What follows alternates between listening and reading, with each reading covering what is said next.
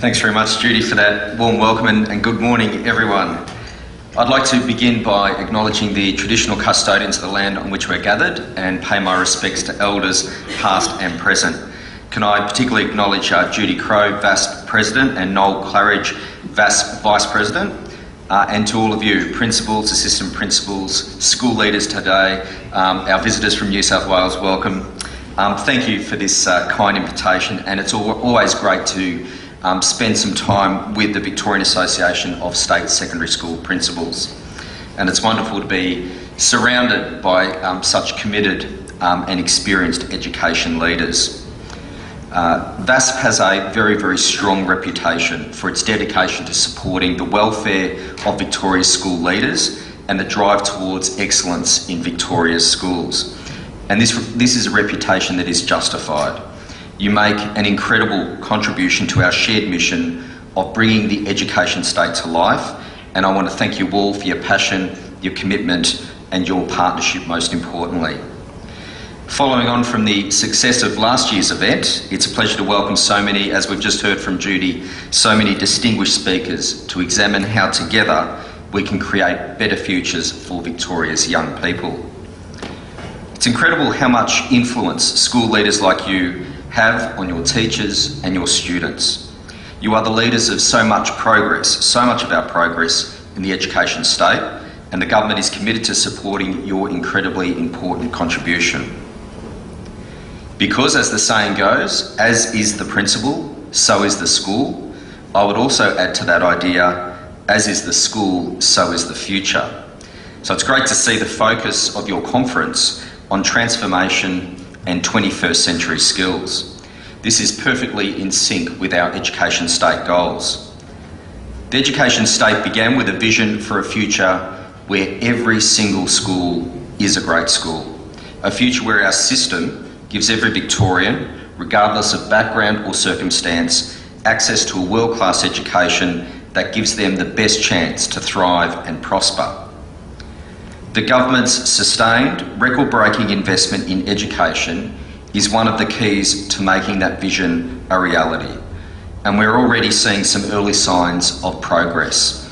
And for those of you who attended one of the 4 regional forums that we held recently, I spoke about the imperative that we show progress. There's got to be steps forward so people don't lose faith with the education state reform agenda, and we are seeing some optimistic, positive signs.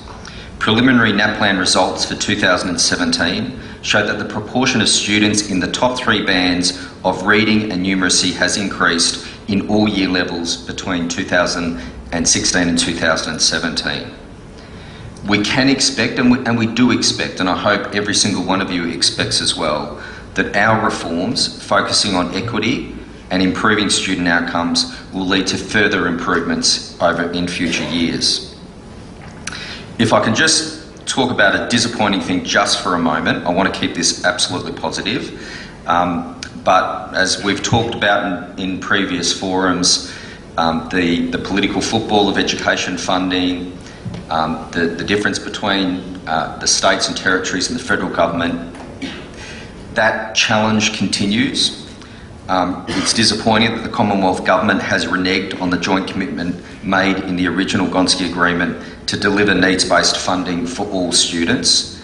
To give you a sense of the challenge before us, the legislation that went through the Senate just a little while ago puts a ceiling on needs-based funding. It's not a needs-based model.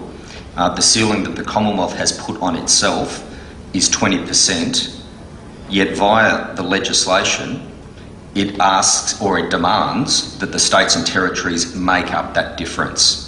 So in previous negotiations around federal funding, the focus, particularly as you know, years 5 and 6, was the significant uplift in Commonwealth funding for government schools.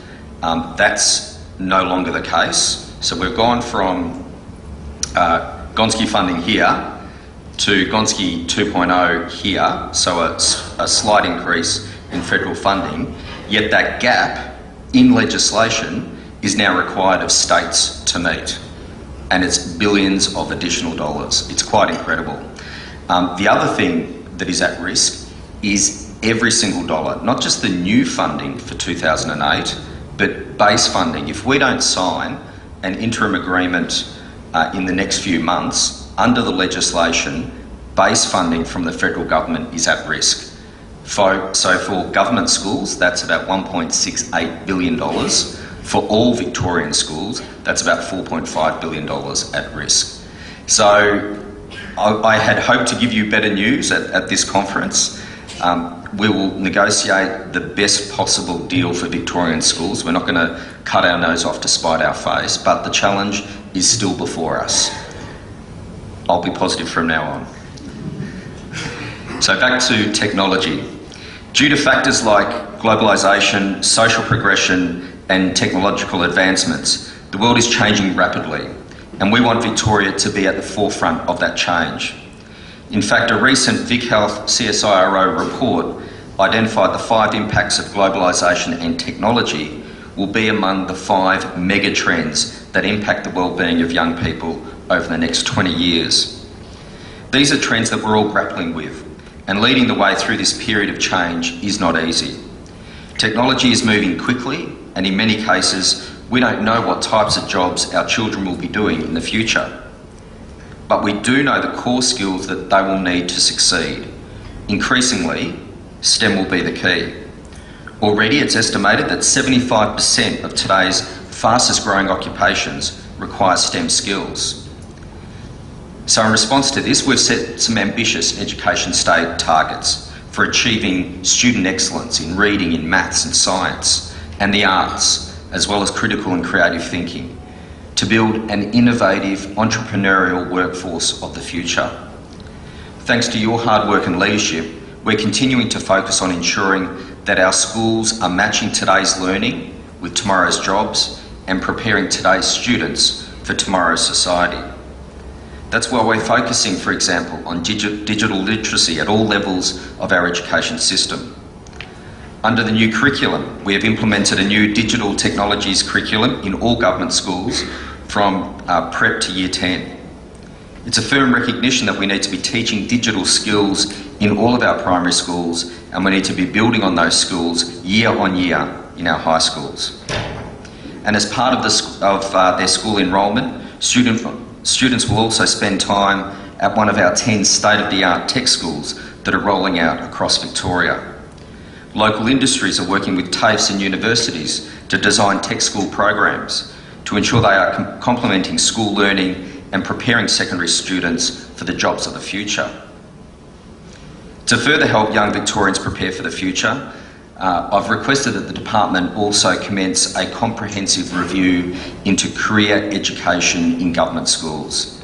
This review, led by Dandelo Partners and the Mitchell Institute, will build on the solid foundations already in place by exploring opportunities to strengthen the career education support offered to students in the education state.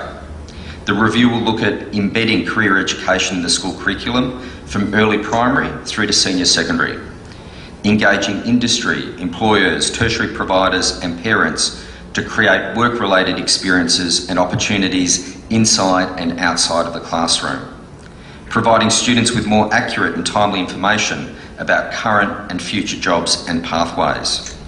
The review will offer stakeholders, including obviously principals, teachers and students, the chance to have their say on the future of career education in Victorian government schools. This work is so important to Victoria's future economic and social prosperity, and I encourage you to contribute to this work in the months ahead. We have some great examples of career education and pathways and opening up horizons for young people, but we also have examples where the career education is no better than when I was at high school, when many of you were at high school. And you just look at what course you'd like to do, what you need to get to do it, and not much more engagement beyond that. And this is some feedback I've had from students such as the Rural Ambassadors program. So I am really positive about what that review will lead to. Onto digital technology. As we continue to shape Victoria's place in the future, we need to continue our focus on transforming our system through innovative, cutting-edge teaching practices. Thanks to the outstanding work of innovative school leaders, this transformation is happening. I mentioned the Rural Youth Ambassadors. Had a chat to them recently about their experiences with digital technology. They spoke to me about their challenges with accessing some subjects in remote schools and their triumphs in using technology to gain access to subjects not offered locally. It was great feedback. They've shown me that we are on the right track and we are making the difference, but we need to provide greater support for schools to do so. Just one example of how digital technologies is being used.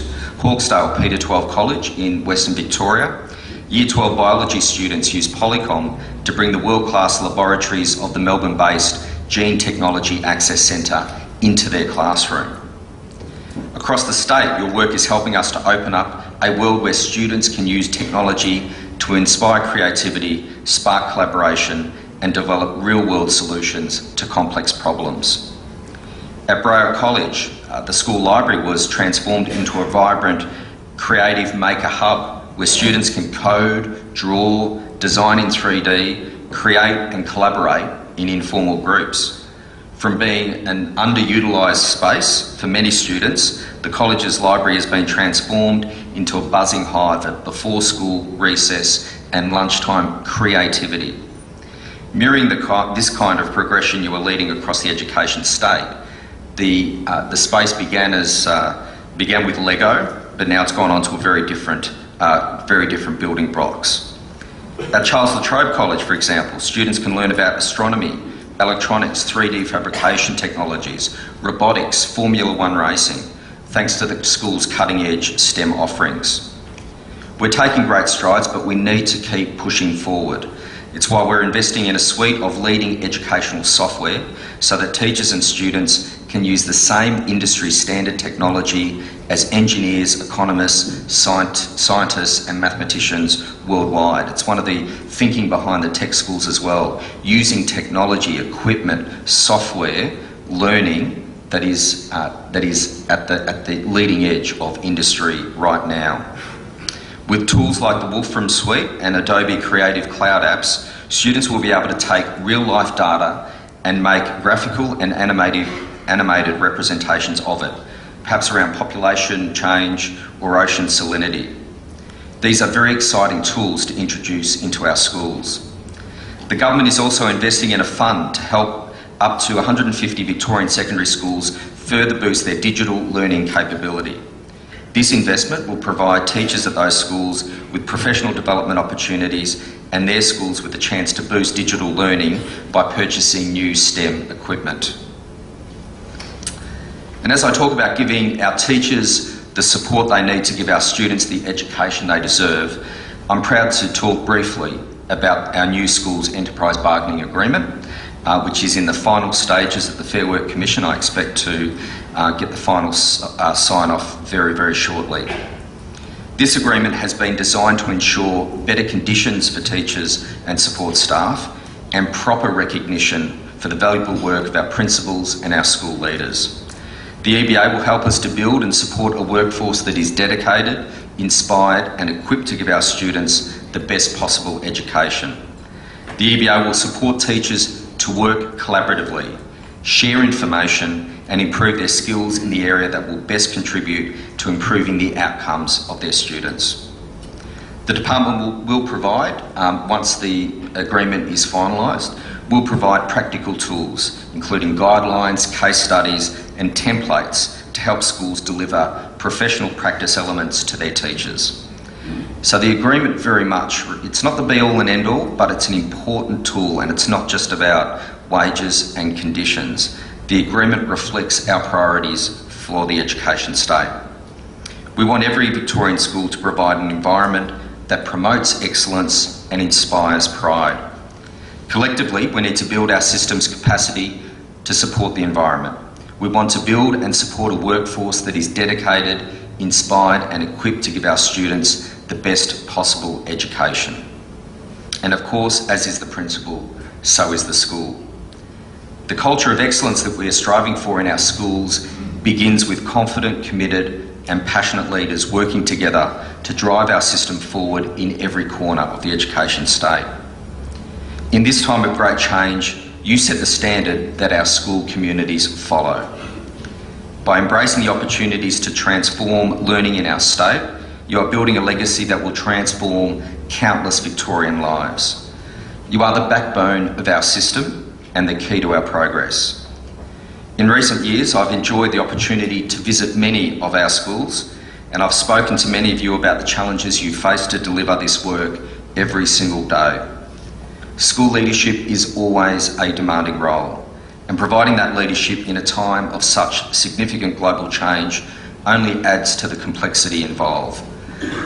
I know how hard your jobs can be, or how hard your jobs are, in fact.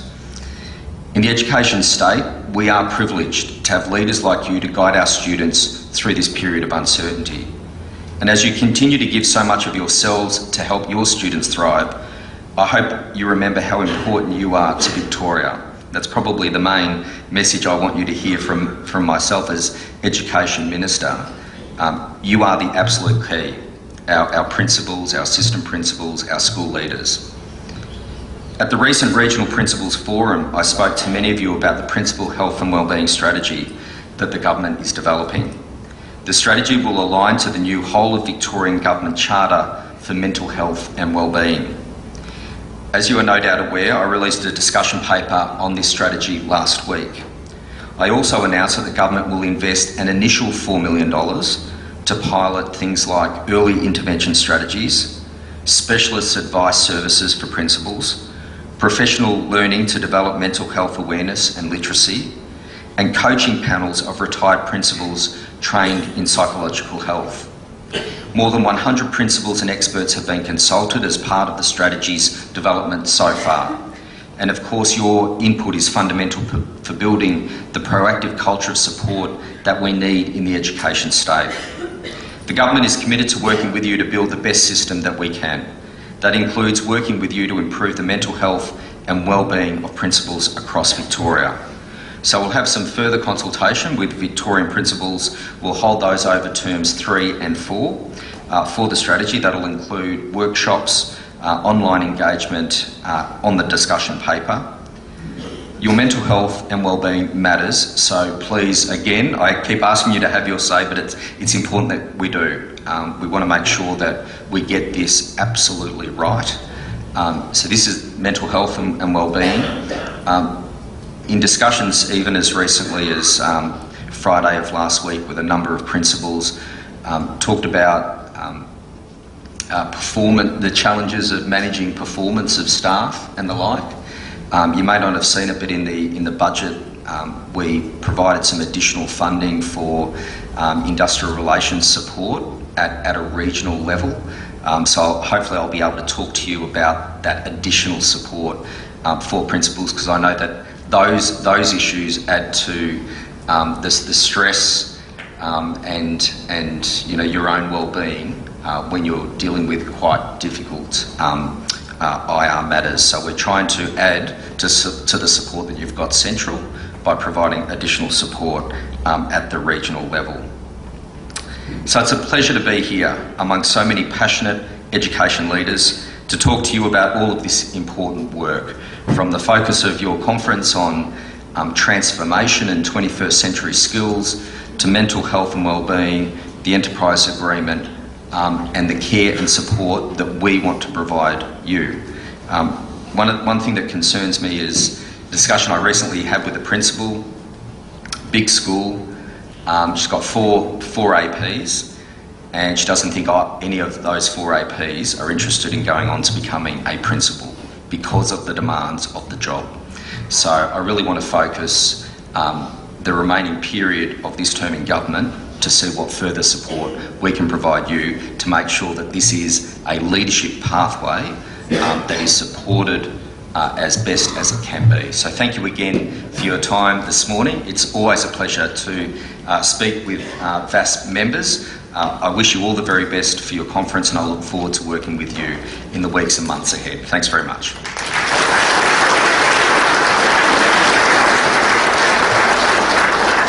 Well, James, I'm sure if those 4 APs are here, that by the time they've finished this conference, they'll be raring to go. We appreciate what a busy life you have, and I have a small token of our appreciation, and it's a children's book written by one of the students from one of our schools. In fact, it's just been published, and it reflects on the journey she had when she spent her early childhood in an Indigenous community. So, James, I hope you find time to read it to your children, and remember VASSP as you were doing that. So, thanks very much.